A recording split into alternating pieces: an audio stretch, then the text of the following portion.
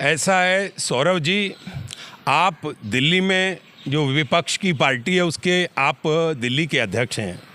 मैं तो सोचता था, मुझे पता लगा कि आप इंजीनियर हैं। आप इसी बात के इंजीनियर हैं जो देश के टुकड़े करने की बात करे, जो देश के अंदर अशांति फैलाने की बात करे, जो देश के अंदर आगजनी की बात करे, जो राष्ट्र के निर्माण की प्रगति को रोकने की बात करे, जो देश की संपत्ति को जलाने की बात करे।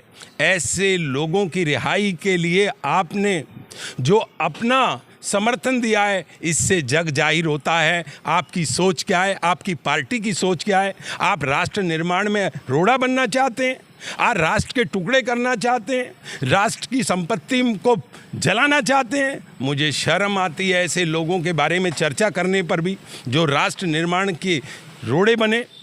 हम सब इस देश के बच्चे हैं।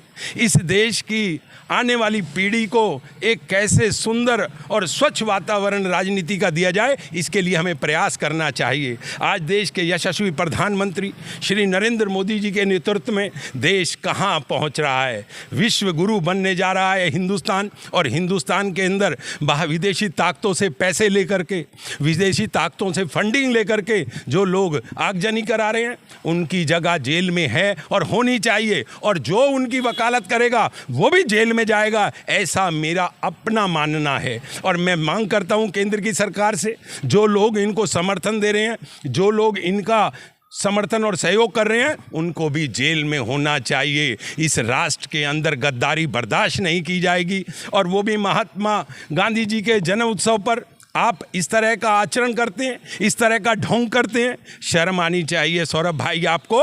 मुझे भाई कहते हुए भी आपको शर्म आ रही है, क्योंकि आपके आचरण में कथनी और करनी में बहुत फर्क है। ऐसा है, ये रावण बुराई का प्रतीक है। रावण, कुंभकर्ण और मेघनाथ की तस्वीर इसलिए जगाई जाती है कि उन्होंने बुराई का साथ दिया, और ऐसे शर्जिल इमाम जैसे लोग जो बुराई का पात्र बने हुए हैं, अगर उनकी तस्वीर वहाँ लगाई जाती है तो कोई बुराई नहीं है। और बुराई के ऊपर अच्छाई का तो ये पर्व है, विजय पर्व है, विजयदशमी का दिन। उस दिन ऐसे ही दुराचारी लोगों को जलाया जाता है।